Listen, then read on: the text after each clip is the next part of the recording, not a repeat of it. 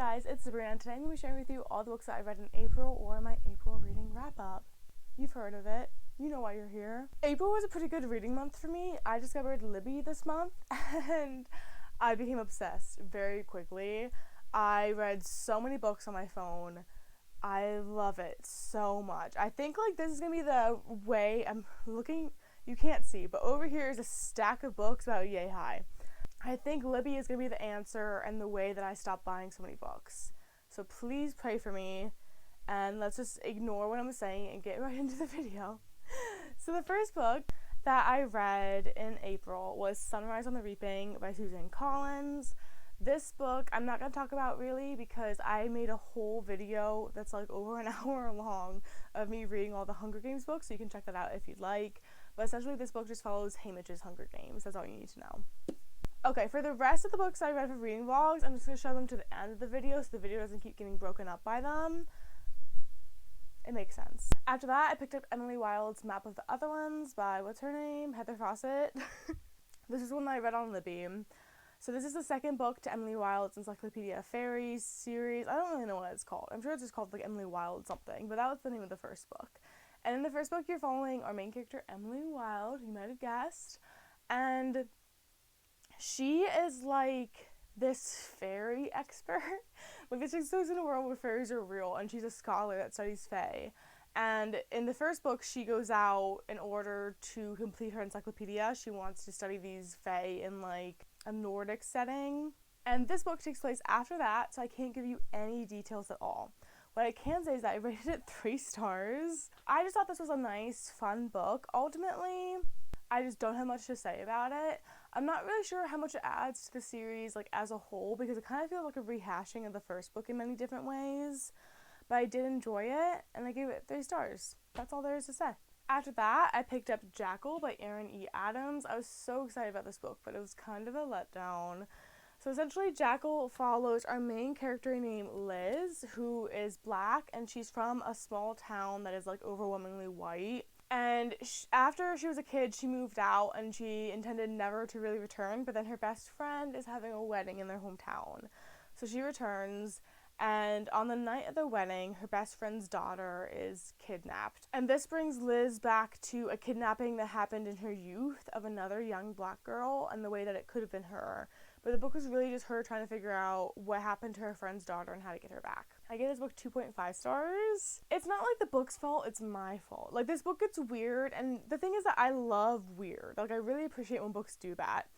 But I really, really hate when I'm going into a book and I think it's just a thriller and then there's supernatural elements all of a sudden at the end. I don't want to say all of a sudden for this book because there definitely was lead up to it. There are things that should have got me thinking that it was supernatural. But I didn't catch on because I'm kind of dumb when it comes to thrillers. And it just ruined the whole book for me. Because I was expecting it to be a clean-cut human people type of thing. And it wasn't. Not to spoil anything. I think that's vague enough that you're not going to get any clues from that. I do think this book is really ambitious, especially for a debut. There's a lot that it does well. I really like the discussion of race and class particularly. The killer was choosing young black girls whose family members were advancing the black community in the town in some way. And the idea of a thriller that discussed issues like race and class is what initially drew me in. So I do think she did that well. But it's just that for me, personally, the supernatural elements made the book really confusing. As I was reading that, I didn't really understand what was going on. Even afterwards, even now, I'm kind of hazy on the details. I just know that I didn't really enjoy it. So I do admire the imagination that went into this, and I wish I could give more credit for it. But personally, I review books based off of my own enjoyment. So 2.5 stars. Then I picked up another book on Libby, and that was A Sea of Unspoken Things by Adrienne Young. This book follows your main character, James, whose twin brother was recently killed. They were really close as children, but her and her brother kind of drifted apart as she got older, and she left their hometown to become an artist. However, she's always had kind of a freaky thing with her. I don't like how I'm saying that. She's always had this kind of intuition when it comes to her brother. She can read his mind a little bit, and after he dies, that doesn't change. She goes back to her hometown to kind of wrap up her brother's affairs, but also because she's kind of convinced that her brother's death was not an accident, which is what everyone is saying it was. And this idea is kind of furthered by these moments where she's almost having communications with her dead brother. It's a little wackadoodle, but I liked it. I ended up giving it 3 stars. Overall, I liked it. It's well written, but my main issue with it is just that, oh my god, did it take forever to get started. Like with any good thriller, once it got started, it was hard to put down. But it just took so long to get to a point where anything was happening in this book. Like, it was driving me crazy. And I just feel like for a thriller, you need some more momentum there. Like, towards the end, all the pieces came together, but I almost wish there had been, like, some more little hints along the way that were more entertaining. I don't know, man. Maybe this is just me thing, because I know this author is very, like, beloved, but I would read more from her, because I did end up liking the book. It just didn't live up to the hype for me, personally. Then after that, I picked up The Bee Sting by Paul Murray. This book is kind of hard to describe. It essentially follows this family, whose name I can't remember, the Barnes family. And each member of the family is going through some shit. Like, the father had this automobile business, and it's just completely fucked up. The mother is, like, thinking about having an affair. The daughter is having issues with her best friend. The son is, like, feeling left out of the family and just, like, an outsider. It doesn't sound like much is happening, but, like, a lot actually happens in this book. It's just hard to describe. I do think this book was a really, like, masterful character study, just because there's so much going on in the lives of these characters, and you didn't really understand that until you were in their head. Each member of the family was so well fleshed out with their own personalities and their own, like, difficulties that they were going through, and you got to know the characters really intimately. Even though it was, like, a stressful book, especially towards the end, I liked it. I also think Murray was doing a lot of really interesting things here. Like, there's definitely some talk about climate change that comes up over and over again. And I'm not sure I totally, like, get what he was trying to say with all that.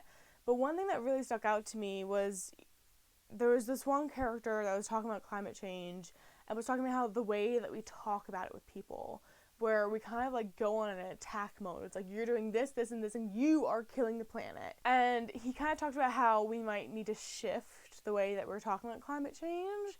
And I thought that was really impactful personally. Like, it really shifted how I thought of that. He was also doing some interesting things stylistically. Like, he wasn't using quotation marks, which is just par for the course for, like, literary fiction these days. Not that I totally understand that,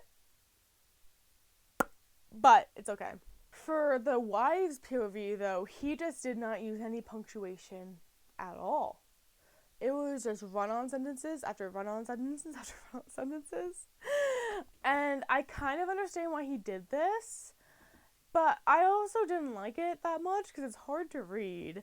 And I understand that he's trying to portray what the wife's, like, head is like, how she just, I don't know how to explain it. It was hard to read. And I just feel like it really, like, infantilized the mother. Infantilized, I think that's the word. The mother, because it made her seem like the stupid one. I don't know if that's fair to say or not.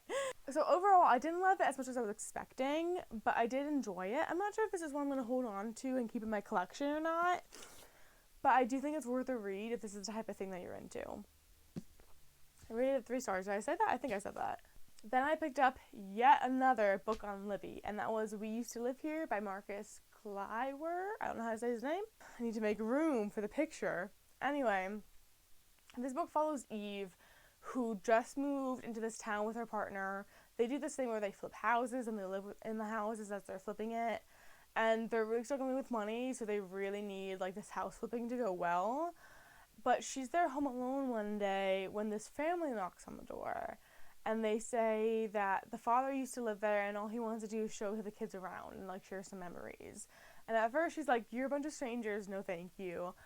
But she's a people pleaser and that, like, overwhelms her rational anxieties, which I can kind of relate to. So she does end up letting them in, and then they, like, essentially just don't leave. Like, they find any excuse to stay there. And from there on, things just get crazier and crazier and crazier. This was a weird book, and I liked that about it. I gave this book 3.5 stars. I don't know if I said that. I keep repeating the star rating. Anyway, I really enjoyed this, but I just wasn't a big fan of the ending. The book just felt like it was like twist after twist, like crazy thing after crazy thing happening. And the ending felt like a letdown with all that momentum. It just felt like it didn't really go anywhere. Also, thinking on this book now, it does feel like there was some stuff in there that wasn't resolved, or at least some stuff that I didn't fully understand. So I just think that the ending could have been better, but ultimately I really liked this and I would recommend it. It's a fun book and really hard to put down. Then I finished a book that I've been reading seemingly for my entire life. And that book is A People's Guide to Capitalism by Hadass Thier. I don't know if that's how you say their name either. Every time I read a name, I'm guessing. I'm so sorry. I'll do better. Anyway, this is an introduction to Marxist economics. That's pretty much the idea. Like, she talks about the fundamentals of what is setting capital for the most part. Capital. I always feel like I have to say it like that. Das Kapital. I don't know even if that's how you say it. Anyway, I'm not sure whether I can say if this was rather a solid, like, jump into Marxist economics, because I'm not well versed in Marxist economics. It felt like it was good to me, but I don't know how much that says. I do think the author did a really good job at taking these really complex ideas and kind of dumbing them down. But I do think that she, first of all, could have dumbed them down a little further, because there were still times when I was confused. And second of all, I think she could have done more to make the book a bit more interesting, because I was reading this book for, like, at least 2 months. It took me forever to get through this, and I just didn't really want to pick it up, because it was boring. And I don't know how much of that is just the topic, because I'm not an economics girly, or the fact that maybe she could have made it a bit more interesting. Who's to say? Honestly, I can't really, like, bump off points for that, because it could just be a me thing. But I do want to say it. I am also usually able to read kind of dry material, so that's why I kind of think it is maybe the author, but that's okay. I don't want to be too hard on her, because it really is a big task that she undertook here, and I think she did decently well. I give it 3.5 stars. Not a life-changing nonfiction read, but I do feel like it's going to help me once I do read Capital. I think it's going to help me because I was kind of introduced to the stuff in there beforehand in this book. Then I picked up another nonfiction, and that was Black Friend Essays by Ziwe. This is just a collection of essays. It's about being black. It's about kind of like part memoir, talking about her life and also her career. It was really interesting to read. It's just a really funny and intelligent collection of essays, which I think sums up Ziwe pretty well. She's just such a star, and she really shines in this book. I did find some of the writing to be a bit meandering, but I can forgive that, because I still liked it nonetheless. I really liked some of the points she made, like how racism is a distraction, how much affirmative action helped her in her career, etc. But I almost do feel like I wish this was a memoir instead of a collection of essays. I mean, she kind of talked about how she doesn't like sharing stuff about herself, so it would make sense that she does this instead of a memoir. But personally, I would like to read that memoirs away. That's just a me thing. Regardless, still a good book. Would recommend. The last physical book I read in the month of April is Grief is for People by Sloane Crosley. This book is hard to read. It's basically a memoir that she wrote after her best friend committed suicide and after some stuff was stolen from her apartment. She kind of ties the two together, but it's mainly about the suicide. There's just so much that was in this book that's going to stick with me. Like, there are so many quotes that I was posting on Instagram over and over and over because I was obsessed with her writing. I really love reading books about grief, and it's often a tricky subject to kind of pull off, but I think that Crosley did a really good job here. Like, she made me laugh in a book that was about her best friend's suicide. That takes some skill. I do think, again, this could be a bit meandering at times, but it always got back to a really interesting point of the book, so I won't really take off any points for that. I gave this book 4 stars, and really, the gist of this is that it hurt really bad. Like, really bad. But it's okay. I liked it anyway. And then the very last book that I read in April was Middle of the Night by Riley Sager. This is also another Libby one. This book essentially follows the main character, Ethan, who, when he was younger, was best friends with a boy named Billy, and one night they were camping out in his backyard in a tent, and while Ethan was sleeping, Billy was kidnapped and is now missing, and has been missing for like 30 years. So it's kind of a horror, it's kind of a thriller. There's a lot about ghosts in here, which is really spooky. That's something that gets to me, the ghost shit. So I did find it spooky at times, and I did think overall it was really entertaining. But I think for there to be all these like spooky, interesting elements, the ending just felt a bit mundane to me. Like I feel like I wanted more out of it. That said, I do think it's worth a read. I liked it a lot. Not as much as some of his other books, but more than some of his others. So, who's to say? And then very quickly, I want to go over the 4 books I read this month that are in an upcoming reading vlog. So I'm not going to give you any details. I'm just going to share with you the title.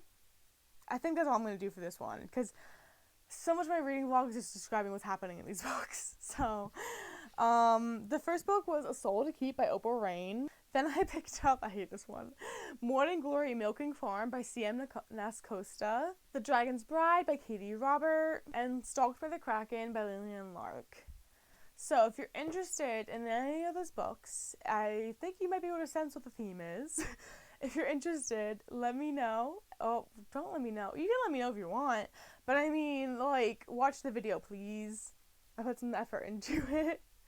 Anyway, I'm just babbling now. So that's all for today, and I will see you soon with another video. Thank you so much for watching, and let me know what you read in April down below. Thank you. Goodbye.